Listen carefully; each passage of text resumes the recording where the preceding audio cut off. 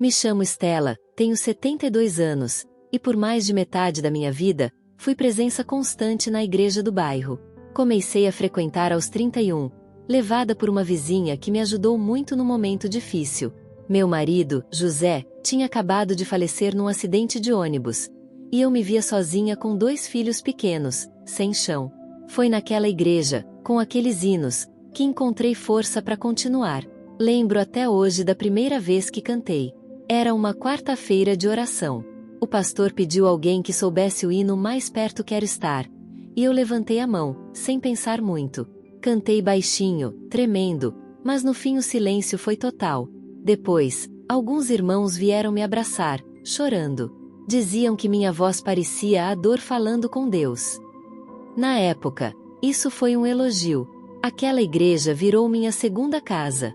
Fazia tudo lá, organizava cultos, ajudava na limpeza, cantava nos eventos, visitava enfermos. Me tornei, com o tempo, aquela irmã que todos conheciam pelo nome e pela voz. Minha voz nunca foi técnica, nunca fiz aula, nunca cantei como artista. Mas cada nota minha vinha do coração. Quem me ouvia, sabia. E para mim, era isso que importava. Mas os anos passaram. O tempo mudou as pessoas, os costumes, até a música. Vieram os jovens com vozes treinadas, arranjos modernos, playback afinadinho. A igreja que antes era simples e comunitária foi virando uma espécie de apresentação. Cada culto parecia um show. Mesmo assim, eu continuava cantando quando me pediam. Sempre com respeito, sem querer brilhar, só louvar. Mas eu já sentia os olhares, os cochichos, os sorrisos forçados. Ainda assim, resisti. Até que, numa manhã de domingo, tudo mudou. Era culto especial. Igreja cheia. Me pediram para cantar o louvor de abertura. Escolhi um hino antigo, que sempre emocionava a todos. Cantei como sempre, de coração aberto, olhos fechados, mãos trêmulas de emoção. No fim, só o som do piano ecoou. Ninguém aplaudiu. Ninguém disse amém. Depois do culto, o irmão Eliel, o novo coordenador do louvor, um rapaz de 20 e poucos anos, veio falar comigo. Irmã Estela, posso ser sincero? Claro. Irmão. Então, a gente acha melhor a irmã não cantar mais sozinha, tá bom? A sua voz. Ela carrega muita tristeza. A energia do culto cai quando a senhora canta. A gente precisa de algo mais leve, mais animado, entende? Fiquei muda. Era como se ele tivesse dito que minha oração não servia mais. Que minha dor, a mesma que eu transformava em louvor durante 40 anos, agora era incômoda. Peso morto. Sorri por fora. Por dentro, meu coração se despedaçou. Apenas respondi: entendo, irmão. Entendo muito bem. E fui embora. Se essa história tá tocando seu coração, deixa um comentário aqui embaixo me contando o que você tá achando. Aproveita e diz de onde você tá ouvindo essa história. Se é da sua casa, do trabalho, do interior, da cidade grande. É muito bom saber por onde essa mensagem tá chegando. E se ainda não é inscrito no canal, se inscreve agora para não perder as próximas histórias. Voltei para casa naquele domingo com um nó na garganta e os olhos ardendo. Caminhei devagar pelas ruas do bairro, como quem não queria chegar. Cada passo parecia carregar o peso de todos os anos que deixei dentro daquela igreja. Os domingos frios em que fui mesmo gripada, os ensaios em que fiquei até tarde, os jantares beneficentes que organizei praticamente sozinha. E tudo isso agora parecia ter virado nada. Na segunda-feira, não fui ao culto de oração. Nem na quinta. Nem no domingo seguinte. Fiquei em casa, sentada na cadeira de balanço da varanda, ouvindo os sons da rua. As crianças correndo, os cachorros latindo, a vida seguindo. Mas dentro de mim, só havia um silêncio pesado. Meus vizinhos começaram a notar. A irmã Estela não faltava nem quando estava doente. Por que agora, sumida assim? Dona Rosilda, uma senhora que sempre sentava ao meu lado no culto, veio bater à minha porta. Tá tudo bem, irmã? Eu sorri, educada. Tá sim, Rosilda. Só tô precisando de um tempo. Ela insistiu. Senti sua falta no louvor. O hino que a irmã canta, aquele da cruz, mexe com meu coração. Senti falta da sua voz. Foi difícil ouvir aquilo. Parte de mim queria chorar, outra queria gritar, mas só agradeci com um aceno. Nos dias seguintes, começaram a chegar mensagens no meu celular. Irmãos da antiga geração, gente que me conhecia desde que entrei na igreja, perguntando o que tinha acontecido.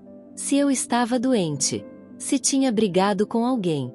Mas eu não sabia o que responder. Como explicar que a minha voz, aquela que por décadas foi considerada instrumento de Deus, agora era triste demais? Comecei a duvidar de mim mesma. Pegava os hinos e tentava cantar sozinha, em casa, mas a voz falhava. Parecia que minha alma não queria mais sair. Até que, numa tarde, abri uma caixa antiga no armário. Lá dentro estavam lembranças dos meus primeiros anos na igreja. Fotos amareladas de eventos, camisetas de retiros, folhetos antigos, e entre eles, uma gravação em fita cassete. Era um culto de 1991.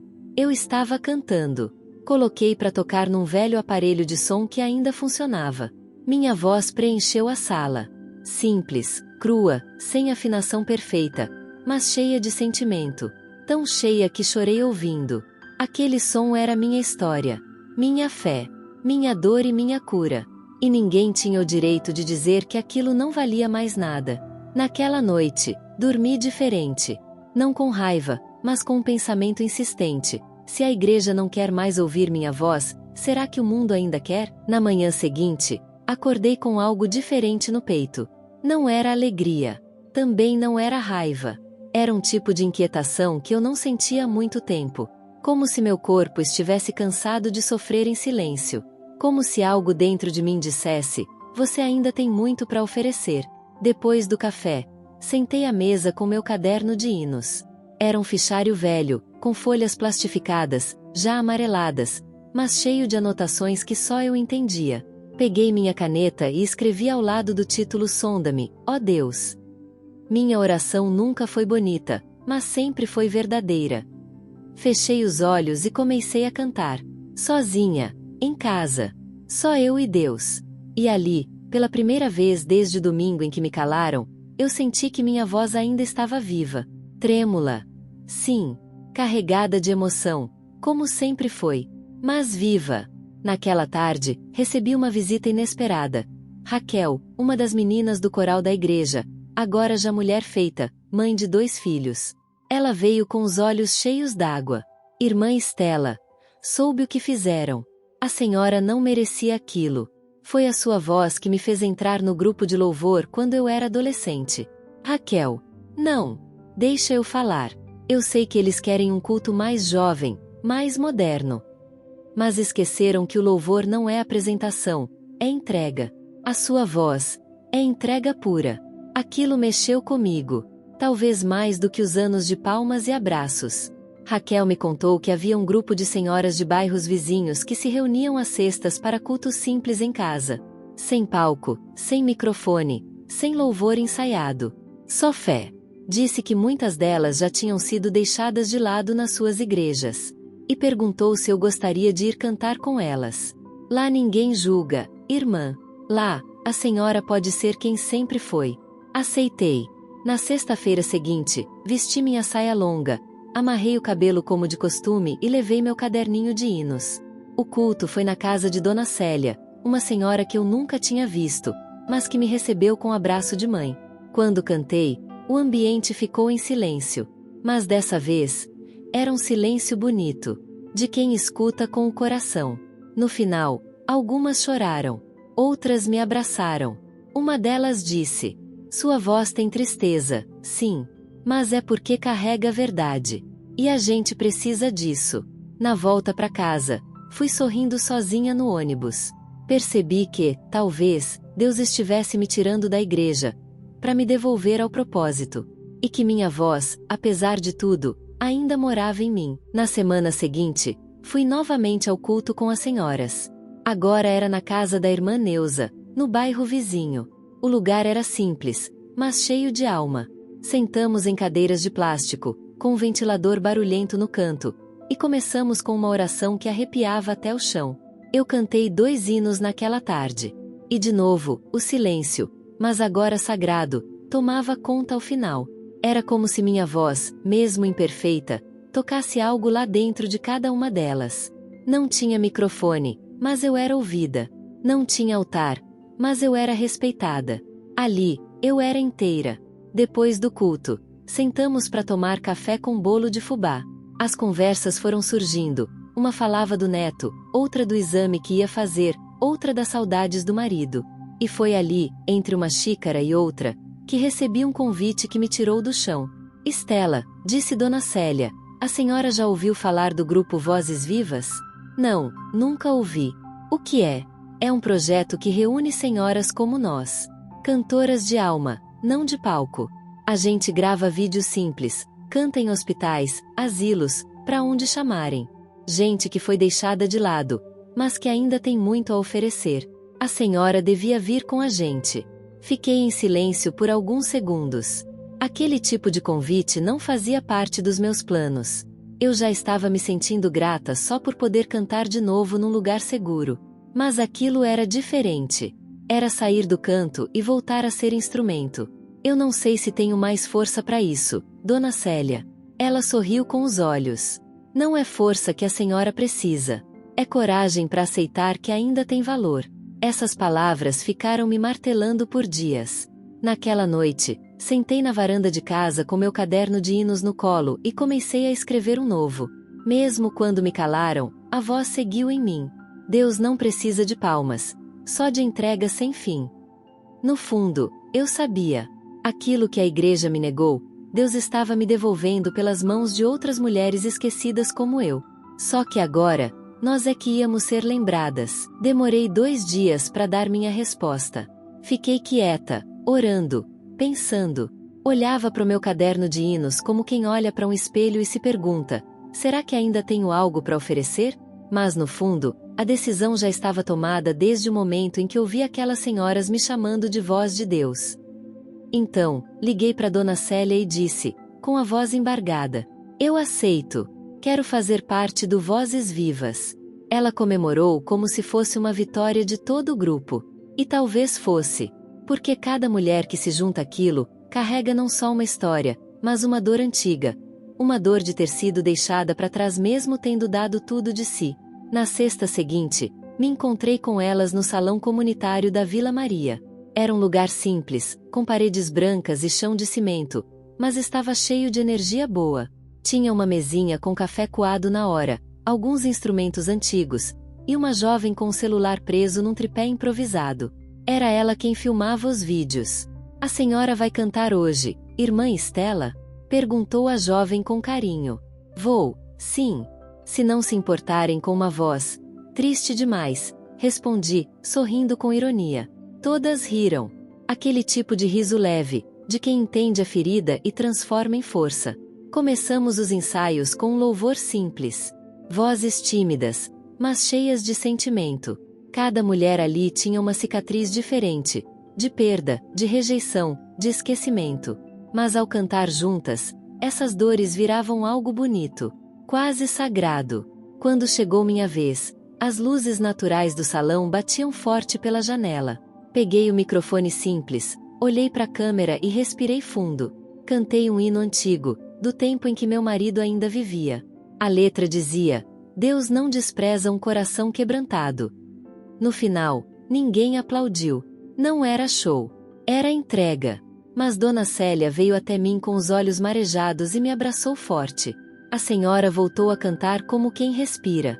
A gente sentiu. Na semana seguinte, aquele vídeo com minha voz foi postado na página do grupo. Não tinha edição, nem filtro. Era só eu e minha alma. E mesmo assim, ou talvez por isso, começou a alcançar gente que eu nunca imaginaria. Nos comentários, vi frases como: essa voz me curou num dia difícil. Parece que ela canta exatamente o que eu tô sentindo. Ali, entendi algo profundo. Minha voz nunca foi triste demais. Ela só dizia verdades que nem todos têm coragem de ouvir. Passaram-se poucos dias desde a postagem do vídeo, e algo começou a acontecer que eu jamais imaginei. Raquel me ligou no fim da tarde. Irmã Estela, a senhora viu quantas visualizações? Visualizações? Sim. O vídeo da senhora cantando já passou de 12.000 pessoas. E tem comentário de gente de outros estados, até de fora do país. Fiquei sem reação. Era só eu ali, cantando como sempre cantei. Sem maquiagem, sem estúdio, sem correção de som. E mesmo assim, tanta gente ouvindo. A Raquel me mandou os prints dos comentários. Gente dizendo que chorou ao escutar. Outros dizendo que lembraram da própria mãe, da avó, da infância. Alguns dizendo, voltei a acreditar em Deus ouvindo essa irmã. Naquele momento, me deu vontade de rir e de chorar ao mesmo tempo, porque bastou sair da igreja que me silenciou, para minha voz alcançar onde nunca chegou antes. No sábado, fomos cantar num asilo da região. Era parte do projeto Vozes Vivas. Entramos no salão com nossas roupas simples e corações cheios de propósito. Os velhinhos ali sentados, muitos de olhar perdido, outros sorrindo sem entender direito quem éramos. Cantei olhando nos olhos de uma senhora de cabelo muito branco, que segurava uma boneca no colo como se fosse filha. Enquanto eu cantava, ela começou a sorrir, e, no fim, segurou minha mão e disse: eu achava que ninguém lembrava mais de mim. Mas essa canção, parece que foi feita só pra mim. Aquilo me desmontou por dentro, porque eu também achava que ninguém mais lembrava de mim. Na volta pra casa, Raquel estava empolgada. Estão convidando a gente para cantar num programa de rádio. Irmã, querem ouvir sua história. Mas, por quê? Porque a senhora representa muita gente. Vozes que calaram, mas que ainda vivem. Parei ali, no meio da rua. Olhei pro céu. Pensei em tudo que me arrancaram. No banco vazio que ficou na igreja. No dia que me mandaram calar. E percebi que, se eu tivesse aceitado aquilo, minha história teria parado ali. Mas agora, minha voz atravessava muros. Era uma manhã de quarta-feira quando meu telefone tocou. Número desconhecido. Atendi com a voz calma, como sempre. Alô, irmã Estela? Aqui é o irmão Marcos, da igreja. Fiquei em silêncio por alguns segundos. O nome dele me soou como um eco antigo. Marcos era um dos líderes do louvor, amigo próximo do irmão Eliel, aquele que me disse para parar de cantar. Não imaginei que ele voltaria a falar comigo. Muito menos assim, tão direto. A paz, irmão, pois não? Ele hesitou um pouco, depois disse: a gente, bem, alguns irmãos têm comentado sobre seus vídeos. O grupo de senhoras, os cultos nos lares, e, especialmente, sua voz. O alcance tem sido grande. E, olha, estamos com um evento especial chegando. Um culto de ação de graças. Pensamos que talvez a senhora pudesse cantar um hino. Seria uma honra. Fiquei quieta por um instante. Ele tentava soar cordial, mas no fundo, eu sabia. Eles não estavam me chamando de volta por arrependimento sincero. Era pelo impacto, pela repercussão, pela comoção que a voz triste demais estava provocando. Pensei em tudo. Nos olhares atravessados. Na frase que arrancou minha presença dali. A senhora precisa entender que a energia do culto cai quando canta. Pensei nos domingos em que cantei com dor no peito, mas não faltei. Pensei nos 40 anos de fidelidade jogados no lixo em troca de silêncio.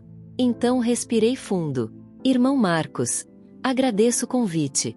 Mas hoje, eu só canto onde minha voz não é medida por alegria ou tristeza. Só canto onde me ouvem com o coração. Mas, irmã, vai ser um culto bonito. Todo mundo vai estar lá. Eu sei. E eu também vou estar, cantando, em outro lugar, onde ninguém precisa ser perfeita para ser bem-vinda. Ele não respondeu. Desligamos com educação. Naquela noite, tive um ensaio com o grupo. Cantei um hino novo, escrito por mim mesma. Uma letra que dizia: fui calada entre as paredes, mas cantada entre corações.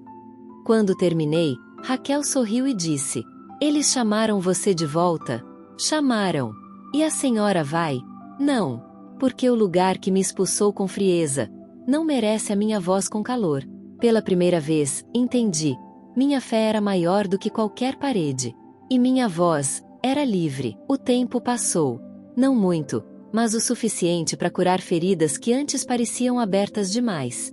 Hoje, minha vida não gira mais em torno de microfones dourados nem palcos iluminados de igreja. Gira em torno de salas simples, de encontros sinceros, de vozes que não se afinam, mas se encontram.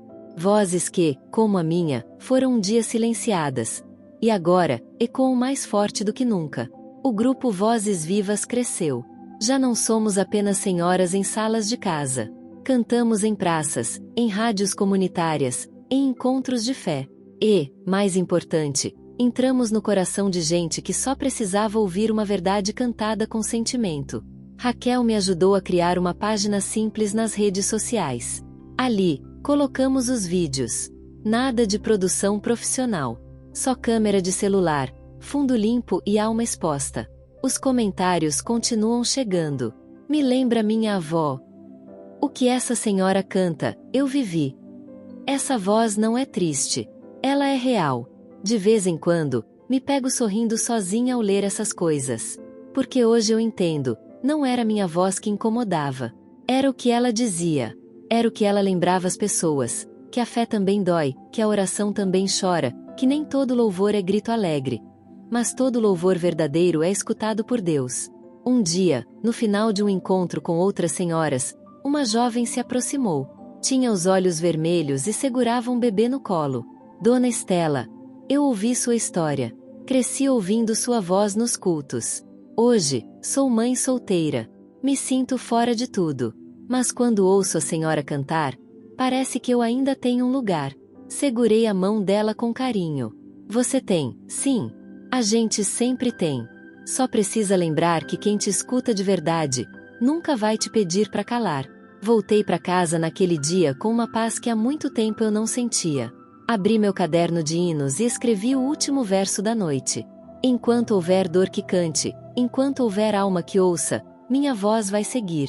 E ninguém mais vai calar o que Deus me mandou dizer.